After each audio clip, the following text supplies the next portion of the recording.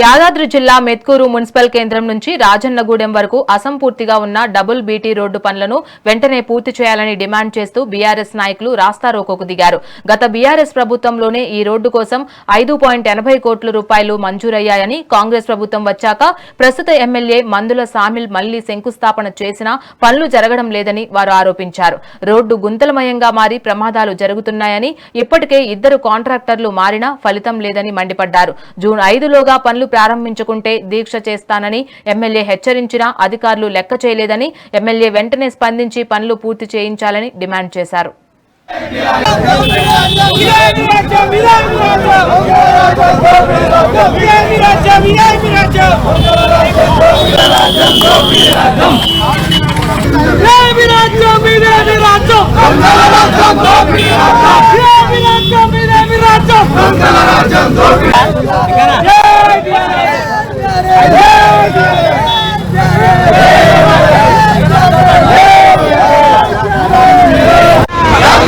గత ప్రభుత్వ హయాంలో పూర్తి స్థాయిలో భువనగిరి నుంచి రోడ్డుకు మంజూరు చేసి కోట్ల రూపాయల బడ్జెట్ ని కేటాయించి రోడ్డు పూర్తి చేస్తే ఎలక్షన్ కోడ్ సందర్భంగా చివరి నిమిషంలో ఈ రాజన్నగూడెం రోడ్డు ఆగిపోయింది.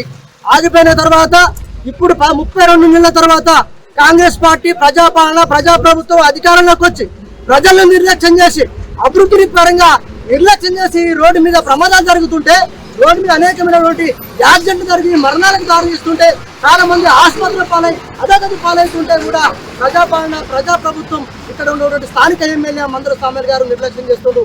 మందుల సామ్యాల్ గారిని టీఆర్ఎస్ పార్టీతో తరపున ఒకటే అడుగుతా ఉన్నాం, ఇకనైనా మీరు కళ్ళు తెరవండి. మీరు మోత్కూరు వైపు వస్తా ఉంటే మీకు కంటికి కనిపిస్తలేదా? ఈ గుంతలమైనటువంటి ఈ రోడ్డు మీకు ఎందుకు కనిపించడం లేదు? అభివృద్ధి అభివృద్ధి అని చెప్పుకుంటా ఉన్నారు. గత ప్రభుత్వం చేసినటువంటి అభివృద్ధి మీద గత ప్రభుత్వం ఉన్నటువంటి శిలాఫలకాలు వీకి మీ శిలాఫలకాలు పెట్టుకోవడమేనా మీరు చేసే అభివృద్ధి?